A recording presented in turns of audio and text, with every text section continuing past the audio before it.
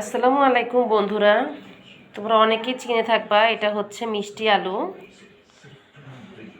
মিষ্টি আলু অনেক পুষ্টিগুণ সমৃদ্ধ একটা খাবার। এটার মধ্যে ভিটামিন আছে, মিনারেলস আছে, এটার মধ্যে অনেক পুষ্টি থাকে। কিন্তু এই মিষ্টি আলুটা আমার এতটা ভালো লাগে না, কিন্তু আমার মেয়ের অনেক পছন্দ।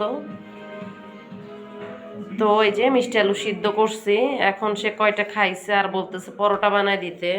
এই মিষ্টি আলু দিয়ে পরোটা বানালে আবার ভালো লাগে। এটা দিয়ে পরোটা বানাবো, তাই ভাবলাম তোমাদের সাথে একটু শেয়ার করি। মিষ্টি আলু পরোটা কিন্তু খেতে খুবই মজা। তো চলো যাওয়া যাক কীভাবে মিষ্টি আলুর পরোটা বানায়। মিষ্টি আলুটা ভালো পাওয়া যায় হচ্ছে গরমকালে। এখন যেহেতু শীতকাল, খোসাগুলো পাতলা, এই যেটা সুলে নিছি, খোসাগুলো ভালো করে ওঠে নাই, জায়গায় জায়গায় খাবলা খাবলা হয়ে আছে। মিষ্টি আলুগুলো কসলায় নিছি, আমরা যেভাবে আলু ভর্তা বানাই ঠিক এভাবে ভর্তা করে নিছি। এর মধ্যে হচ্ছে আমি লবণ দিব, চিনি দিব। এই তো আমি ময়দা নিছি, ময়দা, মিষ্টি আলু সিদ্ধ, লবণ, চিনি আর তেল। এটা ভালো করে কষলায় নেব। আমরা যেভাবে ময়দা মাখি রুটি বানানোর জন্য ঠিক সেভাবেই মাখাবো। মাখানো হয়ে গেলে এর মধ্যে হচ্ছে পানি দেব। অল্প পরিমাণে পানি দিয়ে সুন্দর করে একটা ডো তৈরি করব। এভাবে সুন্দর একটা ডো তৈরি করে নিতে হবে। এই যে এমন কি সুন্দর সফট হয়েছে। এখন এটা পরোটা বানানোর জন্য প্রস্তুত। এটা আমি রেখে দেব 10 মিনিট রেস্টে। ফিরে আসতেছি 10 মিনিট পরে। এই যে পরোটা বানানোর জন্য এই যে আটাগুলো রেডি করছি গোল গোল করে। এখন পরোটা বানাবো। একটা দিয়ে শুরু করি। এই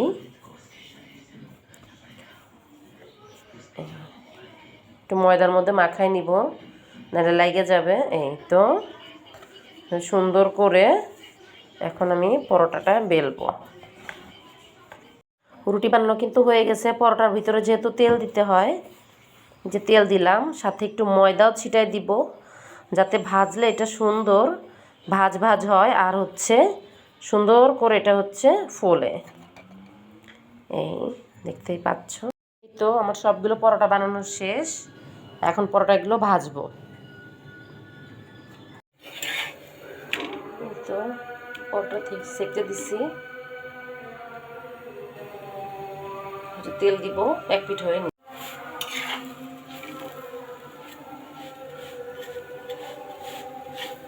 যে সুন্দর মতো ফুলছে পরোটাটা।